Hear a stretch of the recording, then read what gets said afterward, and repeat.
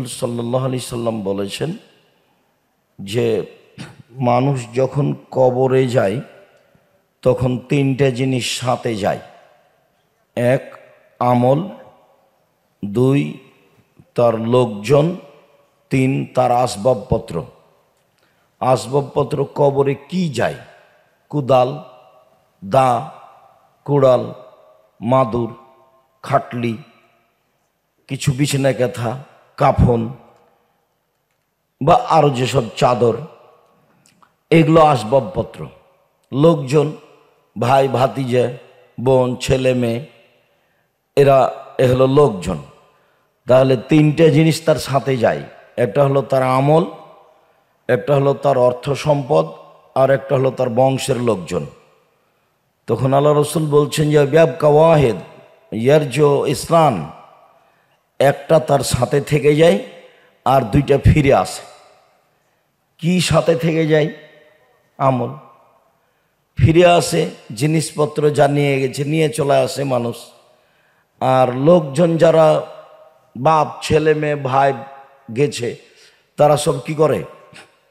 ফিরে আসে।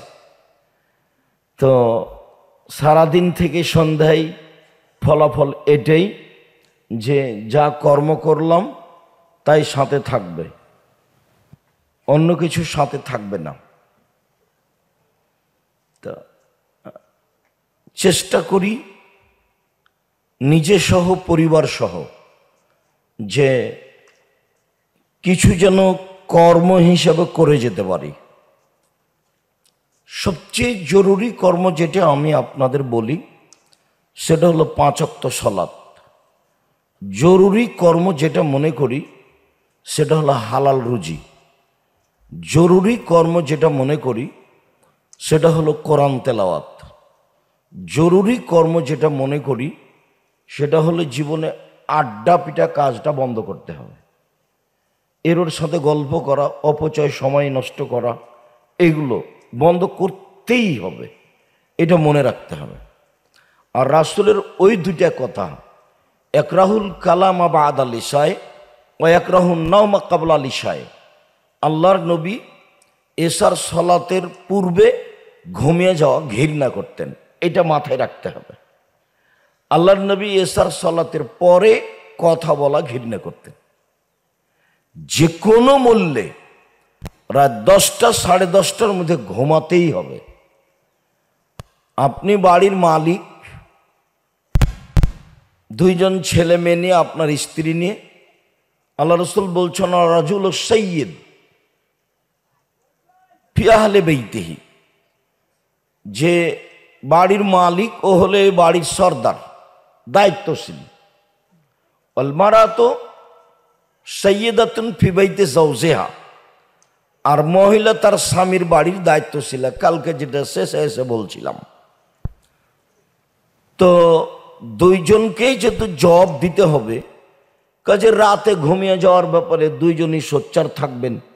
যে কোনো মূল্যে আপনি সহ, আপনার স্ত্রী সহ, ছেলে মেয়ে সহ রাত 10টা, 10:30টার মধ্যে ঘুমানোর চেষ্টা করবেন প্রাণপণে। তাহলে মানুষ খুব ঘুমালে 5 ঘন্টা, খুব ঘুমালে 6 ঘন্টা। এখন যদি মানুষ 10টায় ঘুমিয়ে যায়, 5 ঘন্টা ঘুমায়, তাহলে কখন ঘুম ভাঙবে? রাত 3টায়। যদি 6 ঘন্টা ঘুমায় তাহলে রাত 4টায়। এখনো আজান হয়নি। তো অন্তত 5 ঘন্টা, 6 ঘন্টা ঘুমাই। 6 ঘন্টা ঘুমিয়ে যাওয়ার পরে উঠতে হবে, আকাশের দিকে লক্ষ্য করে দোয়া পড়তে হবে। এই দোয়াটা অন্তত মুখস্থ করতেই হবে। লা ইলাহা ইল্লাল্লাহু ওয়াহদাহু লা শারীকা লাহু লাহুল মুলকু ওয়া লাহুল হামদু ওয়া হুয়া আলা কুল্লি শাইইন কাদির ওয়া সুবহানাল্লাহি ওয়া আলহামদুলিল্লাহি ওয়া লা ইলাহা ইল্লাল্লাহু আল্লাহু আকবার ওয়া লা হাওলা ওয়া লা কুওয়াতা ইল্লা বিল্লাহ রব্বিগফিরলি রব্বিগফিরলি। এখন সালাত আদায় করলে আপনার সব পাপ ক্ষমা হয়ে যাবে, আর যেটা চাইবেন সেটা পেয়ে যাবেন। আর যদি বেশি পারেন বলতে, তাহলে ইন্না ফি খালকিস সামাওয়াতি ওয়াল আরদ ইখতিলাফিল লাইলি ওয়ান নাহার সূরা আল ইমরানের শেষ রুকুর প্রথম 5 আয়াত। সূরা আল ইমরানের শেষ রুকু বলেন অন্তত সূরা আল ইমরানের শেষ রুকুর প্রথম 5 আয়াত। আর যদি বেশি পারেন তাহলে তো ভিন্ন কথা। রাসূল সাল্লাল্লাহু আলাইহি সাল্লাম ঘুম থেকে উঠে লম্বা দোয়া পড়তেন। আমি আপনাকে ছোট্ট দোয়া পড়ার জন্য বলছি, সেটা হলো ঘুম থেকে উঠে লা ইলাহা ইল্লাল্লাহু ওয়াহদাহু লা শারীকা লাহু লাহুল মুলকু ওয়া লাহুল হামদু ওয়া হুয়া আলা কুল্লি শাইইন কাদির ওয়া সুবহানাল্লাহি ওয়া আলহামদুলিল্লাহি ওয়া লা ইলাহা ইল্লাল্লাহু আল্লাহু আকবার ওয়া লা হাওলা ওয়া লা কুওয়াতা ইল্লা বিল্লাহ রব্বিগফিরলি রব্বিগফিরলি। এইটা দিয়ে সুন্দর করে ওযু করবেন কষ্ট হলেও। আল্লাহ রাসূল বলেছেন ওযু সুন্দর হলে পাপ মিটে যায়, মান বেড়ে যায়। পাপ মিটে যায়, মান বেড়ে যায়। তার মরে যাওয়া ভালো, তার বেঁচে থাকা ভালো। তার মরে যাওয়া ভালো, তার বেঁচে থাকা ভালো। ওই সময়ে হয়ে যায় লোকটা সেই দিনের মতো যেদিন তার মাতাকে জন্ম দিয়েছে, নিষ্পাপ হয়ে যায়। সুন্দর করে ওযু করলে, পায়ে হেঁটে মসজিদে গেলে, সলাতের পরে তাসবিহ তাহলিল করলে, 1 পাপ মিটে যায়, মান বেড়ে যায়। পাপ মিটে যায়, মান বেড়ে যায়। 2 মরে যাওয়া ভালো, বেঁচে থাকা ভালো। মরে যাওয়া ভালো, বেঁচে থাকা ভালো। মরে যাওয়া ভালো, বেঁচে থাকা ভালো। 3 হয়ে যায় সেই দিনের মতো যেই দিন তার মাতাকে জন্ম দিয়েছে, নিষ্পাপ হয়ে যায়। সুন্দর করে ওযু করলে 3টে হয়। অন্য জায়গাতে এসেছে ইন্নাল ওযু ইয়াহদামু মা কানা কাবলাহু, ওযু অতীতের সব পাপকে মিটিয়ে দেয়। সুন্দর করে ওযু করবেন এই আশায় যে আল্লাহ আমার সব পাপ মিটিয়ে দিবেন। তারপরে আপনি 2 রাকাত সালাত আদায় করেন। আল্লাহ রাসূল বলেছেন মান তাওয়াদ্দা ওযুই হাদা, আমি যেভাবে ওযু করলাম এইভাবে যে ওযু করবে, সুম্মা সাল্লা রাকাতাইন, তারপরে 2 রাকাত সালাত আদায় করবে, মুকবিলান আলাইহিমা বিকলবিহি ওয়াজহিহি, মনে প্রাণে ভয় ভীতি নিয়ে। অন্য হাদিসে এসেছে লাম ইহাদ্দিস নাফসাহু ফিহিমা বেশাইইন, ওই 2 রাকাত সালাতে মনে মনে কিছুই বলল না, সুন্দর করে 2 রাকাত সালাত আদায় করলো। তাহলে এক হাদিসে এসেছে গোফেরা লাহু মা তাকাদ্দামা মিন জামবিহি, অতীতের সব পাপ ক্ষমা। আর এক হাদিসে এসেছে ওয়াজাবাত লাহুল জান্নাহ, তার জন্য জান্নাত জরুরি। এই একটা অংশ। আর একটা অংশ হলো যে ক্ষমা ইস্তেগফার, ঘন ঘন বলতে থাকবেন, অভ্যাসের মধ্যে নিয়ে চলে আসবেন। আস্তাগফিরুল্লাহ ওয়া আতুবু ইলাইহি, অভ্যাস। উঠতে, বসতে, চলতে, কথাবার্তায়, ফাঁকে, যখন তখন আস্তাগফিরুল্লাহ ওয়া আতুবু ইলাইহি। আল্লাহ নবী কোন জায়গাতে বসলে 70 বারের অধিক আস্তাগফিরুল্লাহ বলতেন, 100বার আস্তাগফিরুল্লাহ বলতেন। আস্তাগফিরুল্লাহ ওয়া আতুবু ইলাইহি, এটা হলো একবারে চলমান অভ্যাসের মধ্যে করে নিতে হবে। এর চেয়ে আর একটু বড় ভালো, তাহলে সাগরের ফেনা সমপরিমাণ পাপ হলেও ক্ষমা হয়ে যাবে। তা হলো আস্তাগফিরুল্লাহ আল্লাযী লা ইলাহা ইল্লা হুয়াল হাইয়ুল কাইয়্যুম ওয়া আতুবু ইলাইহি বলেন, বলতে অভ্যাসী হবেন যখন তখন। আরেকটা রব্বিগফিরলি ওয়া তুব আলাইয়া ইন্নাকা আনতাত তাওয়াবুল গফুর, রব্বিগফিরলি ওয়া তুব আলাইয়া ইন্নাকা আনতাত তাওয়াবুল গফুর। এই দোয়া পড়তে অভ্যাসী হবেন। আর ভুলেও ভুল করবেন না সাইয়্যিদুল ইস্তেগফার বলতে।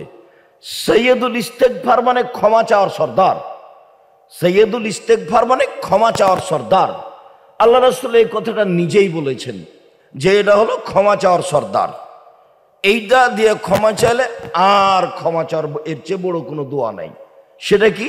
আল্লাহুম্মা আনতা রব্বি লা ইলাহা ইল্লা আনতা খালাকতানি ওয়া আনা আবদুকা ওয়া আনা আলা হাদিকা ওয়াদিকা মাস্তাতাতু আউযু বিকা মিন শাররি মা সানাতু আবু আলাকা বিনিআমাতিকা আলাইয়া ওয়া আবু বিযামবি ফাগফিরলি ফাইন্নাহু লা ইয়াগফিরুয যুনুবা ইল্লা আনতা। দয়া ও ক্ষমা নিয়ে আমার বক্তব্য দেখেন, নেটে বিস্তারিত পেয়ে যাবেন। সম্মানিত দিনী ভাই বোন, এখানে আপনাকে আমি কয়েকটা ক্ষমা চাওয়ার দোয়া বললাম, যেটা এখন বললাম ক্ষমা চাওয়ার সর্দার, এইটা আপনি বলতে অভ্যাসী হবেন সকালে সন্ধ্যায়, সকালে সন্ধ্যায়, সকালে সন্ধ্যায়। সকালে বলে মারা যান যদি সন্ধ্যা পর্যন্ত, তাহলে জান্নাত হবেই, অতীতের সব পাপ ক্ষমা। যদি বিকালে বলে মারা যান ভোর পর্যন্ত, তাহলে জান্নাত হবেই, সব পাপ ক্ষমা। হাদিস বুখারী মুসলিম এভাবে মুহাম্মদ সাল্লাল্লাহু আলাইহি সাল্লাম বলেছেন। তাহলে ছোট ইস্তেগফার থাকলো আস্তাগফিরুল্লাহ ওয়া আতুবু ইলাইহি, কাছাকাছি ইস্তেগফার থাকলো আস্তাগফিরুল্লাহ আল্লাযী লা ইলাহা ইল্লা হুয়াল হাইয়ুল কাইয়ুম ওয়া আতুবু ইলাইহি। তারপরে স্বাভাবিক তার সাথে সাথে থাকলো রব্বিগফিরলি ওয়া তুব আলাইয়া ইন্নাকা আনতাত তাওয়াবুল গফুর। তারপরে থাকলো সাইয়্যিদুল ইস্তেগফার। তাসবিহ হিসাবে থাকলো সবচেয়ে দামি, সবচেয়ে দাঁড়ি পাল্লাই ভারী, সবচেয়ে হালকা, যেটা সূচনায় বলেছিলাম, মুখে হালকা, অজু লাগে না, মুখে হালকা, টাকা লাগে না, আল্লাহর কাছে প্রিয়, দাঁড়ি পাল্লাই ভারী। সুবহানাল্লাহি ওয়া বিহামদিহি সুবহানাল্লাহিল আযীম। মাঝে মধ্যে বলতে অভ্যাসী হতে হবে, টাকাও লাগে না, অজুও লাগে না। আর তাসবিহ হিসেবে এর চেয়ে দামি গুরুত্বপূর্ণ তাসবিহ নেই। সুবহানাল্লাহ ভালো, আলহামদুলিল্লাহ ভালো, লা ইলাহা ইল্লাল্লাহ ভালো, আস্তাগফিরুল্লাহ ভালো। তবে সুবহানাল্লাহি ওয়া বিহামদিহি সুবহানাল্লাহিল আযীম যত উপরে তত নয়, এটার আবার কোনো বার নেই, যে যা পারে। আর সুবহানাল্লাহি ওয়া বিহামদিহি, শুধু সুবহানাল্লাহি ওয়া বিহামদিহির বার আছে, মানে দিনে 100 বার বলার চেষ্টা করতে হবে। আর লা ইলাহা ইল্লাল্লাহু ওয়াহদাহু লা শারীকা লাহু লাহুল মুলকু ওয়া লাহুল হামদু ওয়া হুয়া আলা কুল্লি শাইইন কাদির, এটাও তাসবিহ। এটাও তখন 100 বার, সারা দিনে 100 বার। তখন শয়তান আর আপনার ক্ষতি করতে পারবে না। আর সুবহানাল্লাহ, আলহামদুলিল্লাহ, আল্লাহু আকবার, এগুলো সলাতের পরে পরে, সলাতের পরে 33 33 34 33 33 34। আর ঘুমানোর যাওয়ার সময় 10 10 10, নইলে 33 33 34 33 33 34। ঘুমানোর সময় 10 10ও নিতে পারেন। উল্লেখ্য যে তাসবিহ হিসাবে আরেকটা আছে উত্তম, সবচেয়ে ভারী নয়, উত্তম। তা হচ্ছে সুবহানাল্লাহ, আলহামদুলিল্লাহ, ওয়া লা ইলাহা ইল্লাল্লাহ, আল্লাহু আকবার, সুবহানাল্লাহ, আলহামদুলিল্লাহ, ওয়া লা ইলাহা ইল্লাল্লাহ, আল্লাহু আকবার। এইবার আরেকটু বলি, সেটা হলো এই, ঘুমানোর সময় অনেকগুলো দোয়া আছে, সিরিয়ালে 10টা করা আছে, দোয়ার বইয়ে পড়ে দেখতে হবে। বই পুস্তক আপনার জন্য লিখেছি, যা টাকা পয়সা নিয়ে এসেছিলেন, খেয়ে খুয়ে সব কি করে যে গেলেন, যারা গেছে গেছেই। আমি অবশ্য চাই যে ফজরের সালাত পর্যন্ত থাকবেন। তখন তো বিষয়ের উপরে কথা বলেছি, অনেক কথা বলতে পাইনি। আবার জামিয়া সালাফিয়ার টাকা পয়সার কথা আমি একাই বলি, অন্য কেউ বলে না, বলতেও বলি না, বলতে বরং নিষেধ করি। আর শিক্ষকেরা যদি রসিদ বই ব্যবহার করে তাহলে জরিমানা হবে, ওরা টাকা আদায় করতে পাবে না, কোথাও বলতে পাবে না, ওই পাতায় পড়তে পাবে না। কোনো শিক্ষক কোনো রসিদ বই কোথাও ব্যবহার করতে পাবে না, প্রতিষ্ঠানের রসিদ নিয়ে নিজের এলাকায় আদায় করতে পাবে না, মানে এইভাবে আদায় নিষেধ।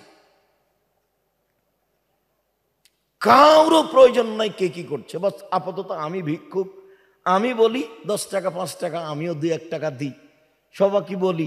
আমি আপাতত বলি, আগে আল্লাহকে বলি তুমি তো সর্বশক্তিমান, আমি এগুলো একটাও নিনি। আমি এখানে 2013 সালের কয় তারিখে যেন 9 এপ্রিল নাকি প্রোগ্রামে এসেছিলাম। তো একজন বৃদ্ধ মানুষ বলল যে সব জমি জমা গেল 65 বছর থেকে পড়ে আছে, আন্দোলন এসেছিল, কিছু করেনি, জমিয়তে এসেছিল, কিছু করেনি। হাবিব কুয়েতে থাকে, এলাকার মানুষ, কিছু করেনি। আকরামুজ্জামান বিন আব্দুস সালামকে দিয়েছিলাম, কিছু করেনি। তো তারপরে বশির আহমদ জিদ্দে সিলেটি, তাকে দিয়েছিলাম, কিছু করেনি। তো দেখেন, তো বললাম দেখা যায়। তারপর বললাম যে আসলাম। তারপর দেখলাম আর একটা মানুষ, তার নাম গুলজার মাস্টার, দেখি তারই ক্ষমতা সব। তো আমি বললাম যে প্রাচীর দিয়ে দেন। তো বলছে এই ভ্যালিটি, এটা টাকা পয়সা নেই, আপনি কাজ করেন করলে। তো যেদিন উদ্বোধন করতে আসলাম সেদিন দেখি আরো 2টা মানুষ। ওই 2টা মানুষের কথা এখন আর আমি বলছি না। তখন আমি বললাম ঘটনা কি গো, ব্যাপারটা কি, আরো 2টা মানুষ কেন? আমি তো সেগুলো জানি না। তো বৃদ্ধ মানুষ বললেন যে আপনারা মিলে জুলে কাজ করবেন। তা আমি যখন আমার কথা শুরু করলাম তখন আমি বললাম মিলে জুলে কাজ আমি করব না, আমি একাই কাজ করব। আমাকে কেউ পরামর্শ দিতে পারে, তার পরামর্শ নিতে পারি। তো আমি বললাম দোয়া করেন, ওপরে কবুল হলে হবে, আমার হাতে তো টাকা পয়সা নেই, ফকির মানুষ, রাস্তাঘাটে চলি। আমি তো বলেছি সারাদিন দিন রাত আমি কচুর পাতার পানি, কচুর পাতার উপরে পানি থাকে, ওটা একটু বাতাস আসলে খালি টলমল, এ পড়লো এ পড়লো এ পড়লো। তো দোয়া করেন যদি উপরে কবুল হয় ভালো। তার একজন আমার কথা শেষ করতে দাঁড়িয়ে বলল এ দেখেন কবুল হয়েই গেছে। তো অবাক কথা, 3 তলা বিল্ডিং। তো এখন যারা ওই মূল ব্যক্তি তারা 2 ভাই বলা বলি করছে, 2 ভাই মারা গেছে, বলা বলি করছে কে রে, ওকে তুই দাওয়াত দিয়েছিস নাকি? এলাকার ভাষারা বলছে না তো আমি দিইনি। বলে পিটিয়ে দিব নাকি? অবাক কথা, আমি অবাক হলাম। না ভাই, আমি বলছি না ভাই নাই, খবরদার নয়, এরকম কোনো কিছু করা হবে না ভাইজান, এগুলো কিছু করা হবে না। তো ও তো ভালোই বললো, এখনই 3 তলা, দেখাও হচ্ছে নকশা, তো কাল থেকে তো হয়ে যায়। আর আমি তো বলছি দোয়া করেন উপরে কবুল হলে হবে, কবে হবে? আর ওটা তো নগদ। তারপর কেন জানি তারা এভাবে বলল, এই গুলজার তুই দাওয়াত দিয়েছিস নাকি? বলছে না তো আমি দাওয়াত দিনি। তো এখানে টোপ দেখাতে এসেছে কেন, পিটিয়ে দিব নাকি? যে বলছে সে আবার উকিল। ওরা 2 নিজ চাচাতো ভাই, 2জনই মারা গেছে। আল্লাহ ভালো করুক, আল্লাহুম্মা গফিরলাহুম ওয়ারহামহুম। যারা চলে গেছে আল্লাহ তুমি তাদের ভালোটা গ্রহণ করো, মন্দটা মাফ করে দিয়ে তাদের জান্নাতবাসী করো, তাদের কবর প্রশস্ত করো, তাদের কবরকে আলোকিত করো। আমি এগুলো একটাও নিজে নিইনি, বৈঠকের পর বৈঠক, বৈঠকের পর বৈঠক করে চাপিয়ে দেওয়া হয়েছে। আমি দিন ধর্মের মাদ্রাসার কাজের ব্যাপারে, জামিয়া সালাফের কাজের ব্যাপারে ভাবতে হবে, পরিকল্পনা করতে হবে, চিন্তা ভাবনা করতে হবে, বৈঠক করতে হবে, এই পাতাই পড়ি না। আমি নওদাপাড়ায় যাইনি, জোর করে নিয়ে যাওয়া হয়েছে আপনার ওই ডাঙ্গিপাড়ায়, বিশাল এরিয়া, 40 বিঘা হবে, সবই কিনা। 2016 সালে শুরু হয়েছে। আর মানুষ যেগুলো এমনি দিয়েছে অন্তত 10 বার বৈঠক করে জোর করে চাপিয়ে দিয়েছে আপনার ওই তানোরের জমি, রাজশাহী তানোর, 70 বিঘা জমি একসাথে, 40 বিঘা খালি পুকুর আছে, কোনো বৈঠক না, এমনিতে দিয়েছে। কাল এসব প্রস্তাব দিয়ে গেছে গাজীপুরে এক লোক, 50 বিঘা জমি আছে, রিসোর্ট করতে চেয়েছিলাম, তো করব না, সম্পূর্ণ উল্টে দিতে চাচ্ছি, আপনার সাথে কথা বলতে এসেছি। ঠিক আছে পরে বলবো। আমি যেটা চেয়েছিলাম সেটা আমাকে ভালো লাগলো না, আমি অনেক কিছু করেছি, একটা নকশা টকশা সব কিছু নিয়ে এসেছে, বলছে ওটা এখন উল্টিয়ে দিলাম, এখন মরার জন্য যে প্রস্তুত, এখন অন্য। তো যে ঠিক আছে কথা বলবো, যদি অনুকূলে হয় দেখব। গাজীপুরে আছে কোথায়? তা এগুলো নিয়ে আমি ভাবি না, আমি বলছি যে চাপিয়ে দিয়েছে। কাল একটা বাক্য বলছিলাম, ওয়াইন উতি তাহান মাসালাতিন ওকেলতে আলাইহা, যদি চেয়ে নেও তাহলে তোমার দায়িত্ব তোমার, নেও। ওয়াইন উতি তাহান গায়রে মাসালাতিন, যদি না চাওয়াতে দেওয়া হয় তাহলে এবার সাহায্য হবে উপর থেকে। তো কত কৌশলকে এখনো করছে, করেই যাচ্ছে। এইখানে প্রাচীরে একটা জায়গা ছিল, 4 শতক জমি, 4 শতক জমির দাম, জমি যে বিক্রি করে সেই বলে, তা আপনি তো বলছেন 20 লাখ, যে বলছে যে প্রাচীর দিতে দেওয়া হবে না ও তো বলছে 40 লাখ। তা আপনি তার চেয়ে বেশি দেন। দামটা ছিল মনে হয় 65 লক্ষ দিয়ে জমিটা কিনা হয়েছে ওরা প্রাচীরের জন্য এখানে। মানে আপনি হিসাব করতে পারবেন না, যারা এই ঠেকাচ্ছে তারা আবার মাওলানা। আমি অবাক হই, কি দরকার? ওই মাওলানার আমি নামও নিই না, ও পাতাও পড়ি না, ওই হিসাবই করি না। ভাবি আল্লাহকে, বলি আল্লাহকে যে এটা তো আমি আসিনি, তুমি এখানে নিয়ে এসেছ, মানুষে ঠেকাবে কাজ, এইটা আমি বিশ্বাস করি না। তার মানে আমি তোমাকে বিশ্বাস করি যে তুমি আজিজ, পরাক্রমশালী, তোমাকে কেউ পারে না। আর আমি এখানে নিজে আসিনি, আমার এটা ঠেকাও বাঁধেনি। তুমি যদি ভালো মনে করো করো, আমার জিম্মেদারি। আমি 10 পয়সার ক্ষতি করলাম নাকি? আমি জামিয়া সালাফে চালাতে এসে 10 পয়সার ক্ষতি করতে রাজি নই। দিনের কাজ করতে এসে পরকাল হারাতে রাজি নই, এই কাজ আমি করব না। এইটার আমি জিম্মেদার। কাজ হবে কি হবে না তার জিম্মেদারি আমি নই। তো তুমি জিম্মেদার, নিয়ে এসেছো, তুমি দেখো। আমার বলার একটা সুযোগ আছে, আমি সেটা দিনরাত বলি। আমি এটা নিয়ে আমি কেন জিম্মেদারি পালন? তুমি করো, তুমি প্রাচীর করে দাও।